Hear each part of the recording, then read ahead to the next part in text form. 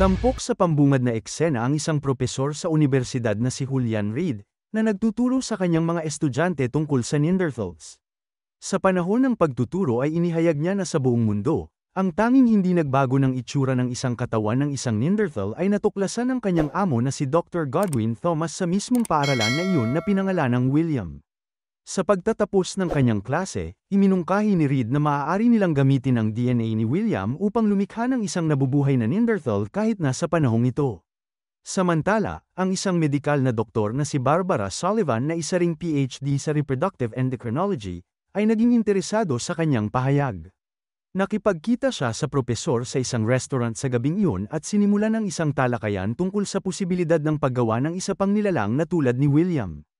Sinabi niya na ang proseso ay hindi magiging madali, ngunit posible pa rin. Sa gitna ng kanilang talakayan ay tinanong ni Barbara kung bakit siya interesado tungkol sa mga Neanderthal. Bilang tugon ay dinala siya ni Reed sa kanyang lab at ipinakita sa kanya ang ilang piraso ng bato, ang isa ay inukit ng mga sapiens at ang isa ay Neanderthal. Binibigyang diin niya na ang muling pagbuhay sa isang Neanderthal ay maaaring magbigay ng napakahalagang kaalaman, na sa huli ay nakakumbinsi kay Barbara. Di nagtagal ay napapayag ng dalawa ang unibersidad at nagsimulang magtrabaho sa kanilang proyekto. Habang lumilipas ang panahon ay nagkakaroon din sila ng damdamin para sa isa't isa, at nagsimula ng isang romantiko na relasyon. Pagkalipas ng ilang taon ay naharap ang dalawa sa isang problema, ang kanilang proyekto sa pag-clone ay naging sentro ng isang mainit na debate sa unibersidad. Mayroong suliranin kung tama ba na bigyan ng pondo ang isang proyekto tungkol sa pag-clone ng tao. Sa huli ay nagpa siya ang presidente ng unibersidad na si Bob Claiborne, na isara ito ng tuluyan. Sobrang sama ng loob ng dalawa dahil inilagay nila ang lahat ng kanilang pagsisikap sa proyektong ito. Habang pinag-uusapan ang bagay na ito, iminungkahi ni Barbara na ipagpatuloy pa rin nila ang proyekto. Nagtataka si Reed kung sino ang magdadala ng similya, kung saan tumugon si Barbara na siya ang magdadala. Pagkatapos ay lumipat ang mag-asawa sa Nevada at ikinasal upang simulan ang kanilang bagong buhay. Makalipas ang ilang buwan, ipinanganak ni Barbara ang isang malusog na sanggol na lalaki, at pinangalanan siya ng mag-asawa na William.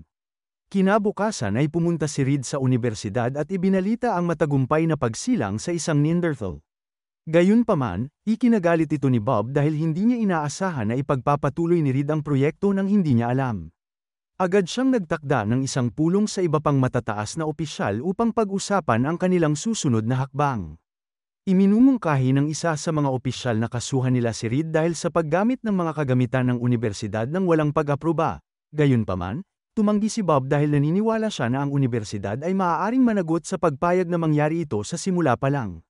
Sa kalaunan ay nagpa siya silang tanggapin ang ideya sa pag-aakala na magkakaroon sila ng magandang publicity. Pagkaraan ng ilang araw, nagsagawa ng press conference si Reed sa unibersidad kung saan ipinakita niya ang mga larawan ng kauna-unahan na Neanderthal na sanggol na ipinanganak sa modernong mundo. Sinabi niya na kahit na hindi siya kamag-anak ni William, itinuturing pa rin niya ang kanyang sarili bilang ama ng bata at ipinagmamalaki ito. Pagkalipas ng ilang taon, makikita natin na nasa hustong gulang na si William at kasalukuyan siyang nakasakay sa isang bangka na naglalayag sa karagatan. Habang lumalapit ang camera, lumilitaw ang kanyang mga natatanging tampok sa mukha. Pagbaba sa bangka ay dinala siya ni Barbara sa isang liblib na bahay sa kagubatan malapit sa ilog, pagkatapos ay niyakap niya ito at nagpaalam habang sinasabi na malaya itong bumalik sa kanya anumang oras. Kasunod nito ay pumasok si William sa bahay na kanyang titirhan kasama ang kanyang tinaguriang ama na si Reed. Habang ginagalugad niya ang lugar ay nilapitan siya ng isang babae na nagpakilalang si Sarah. Siya pala ang bagong kasintahan ng kanyang ama at nagsasama sila sa isang bahay. Nang maglaon habang naghahapunan ay pinuri ni Sarah ang kanyang malusog na pangangatawan, kung saan sinabi ni Reed na ang katawan at metabolismo ni William ay nangangailangan ng 20% na higit pang calorie kaysa sa mga regular na tao. Pagkatapos kumain ay pumunta si Reed sa kwarto ni William para kausapin siya, ipinahayag niya ang kanyang pagmamalaki na sinusubukan ng kanyang anak na matuto ng higit pa tungkol sa buhay ng tao. Sa sumunod na araw ay sinimulan ng mag-asawa na turuan si William ng mga pangunahing kaalaman sa Ingles upang mapalawak niya ang kanyang limitadong pangunawa, mukhang nahihirapan ang binata sa pag-unawa sa katatawanan at sa metapora. Isang araw sa unibersidad ay ipinaliwanag ni Reed sa kanyang mga estudyante ang tungkol sa malupit na reaksyon ng mga tao kay William noong una siyang inihayag sa mundo. Ayon sa propesor, Binubuo ni William ang pareho o higit na katalinuhan kaysa sa mga batang Homo sapiens. Ang kanyang immune system ay mas matatag at mas madaling umangkop kaysa sa ibang tao, na maaaring malaking tulong sa pag-aaral ng medisina. Habang patuloy siya sa pagsasalita ay bumabalik ang eksena sa nakaraan. Dito ay malalaman natin na nakipaghiwalay si Barbara kay Reed dahil gusto ng lalaki na ipagpatuloy ang eksperimento sa kanyang anak na si William. Sa kabaligtaran, si Barbara bilang isang ina ay hindi nais na ang kanyang anak ay maging isang paksa ng pagsusuri. Sa resulta ng pangyayaring yun ay kinuha ni Barbara ang kustodiya ni William at sinimulan siyang palakihin bilang isang solong ina. Paminsan-minsan ay binibisita sila ni Reed upang makita kung paano nakakayanan ni William ang kapaligiran ng tao at kung paano siya nakikipag-ugnayan sa ibang mga estudyante sa paaralan. Isang araw ay nagbibisikleta ang batang si William sa kalye nang sinundan siya ng isang grupo ng mga kabataan. Dahil hindi gustong mabuli, pinili ni William na magmadaling magbisikleta ngunit sinimulan siyang habulin ng mga lalaki. Hindi nagtagal ay nasukol nila siya sa gitna ng isang tulay. Gayunpaman habang sinusubukan nilang salakayin siya, ang Neanderthal na bata ay lumaban gamit ang kanyang natatanging lakas.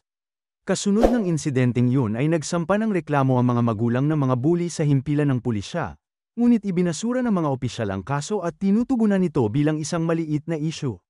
Nang maglaon sa bahay, inasikaso ni Barbara ang sugat ni William at binalaan siya na huwag nang muling aatakihin ang sinuman.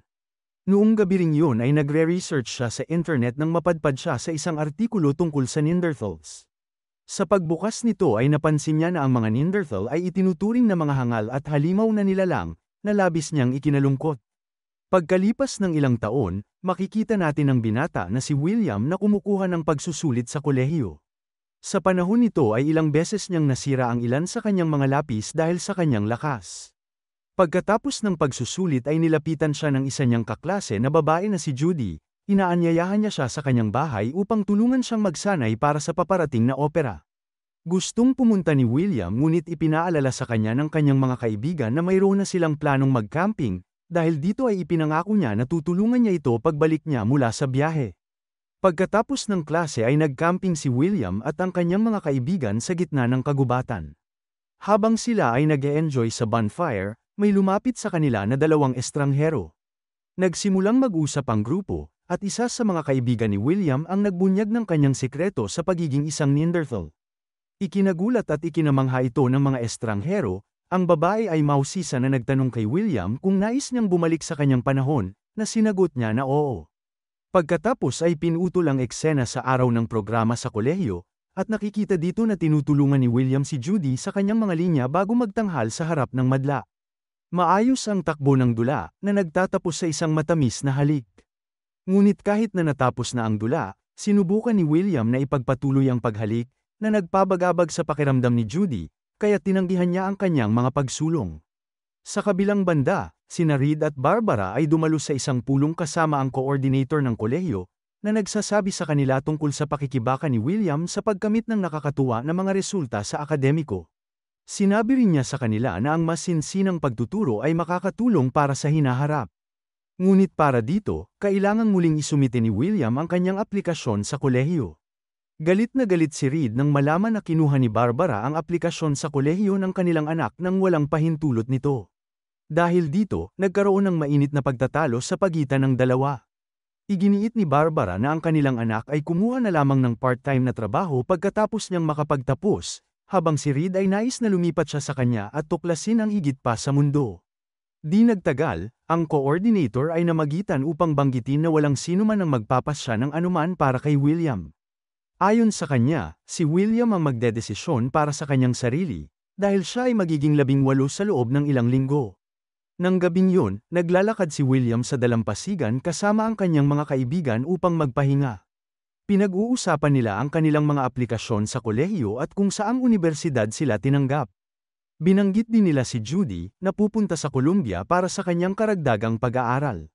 Malinaw na nalungkot si William nang marinig ito, dahil hindi pa rin sigurado ang kanyang hinaharap. Pagkatapos, umuwi siya para kausapin ang kanyang mga magulang tungkol sa kanyang kinabukasan. Gusto ni Reed na tumira siya sa kanya para makumpleto nila ang nakaraang eksperimento. Tutol si Barbara, ngunit iginiit ni Reed na maaaring ang immune system ni William ang susi sa pagtulong sa milyon-milyong tao. Pagkaraan ng ilang sandali ng pag-iisip, nagpasya si William na manirahan kasama ang kanyang ama sa ilalim ng isang kondisyon na siya ay ipadala sa unibersidad para sa kanyang karagdagang pag-aaral. Agad namang pumayag si Reed at sinabihan siyang maghanda para sa kanyang pagsusulit sa aplikasyon sa kolehiyo. Sa kasalukuyan, sinusuri ni Reed ang pagsusulit ni William na ikinagalit niya, dahil sa mababang mga resulta. Kaya naman, pinagalitan niya si Sarah dahil sa hindi niya pagtuturo sa kanya ng maayos. Nang subukang ipagtanggol siya ni William, itinapon ng kanyang ama ang test paper sa kanyang mukha at umalis. Kasunod nito, sinubukan ni Sarah na aliwin si William, na nagsasabi na marami siyang naging maayos na marka. Sa pagtatangka na mas mapasaya siya, dinala niya siya palabas sa kakahuyan. Ibinahagi niya kung paano rin pinaplano ng kanyang mga magulang ang kanyang kinabukasan, katulad ng nangyayari kay William. Sa kalaunan ay naangat niya ang kanyang kalooban sa pamamagitan ng pakikipag-usap sa kanya tungkol sa iba't ibang mga paksa.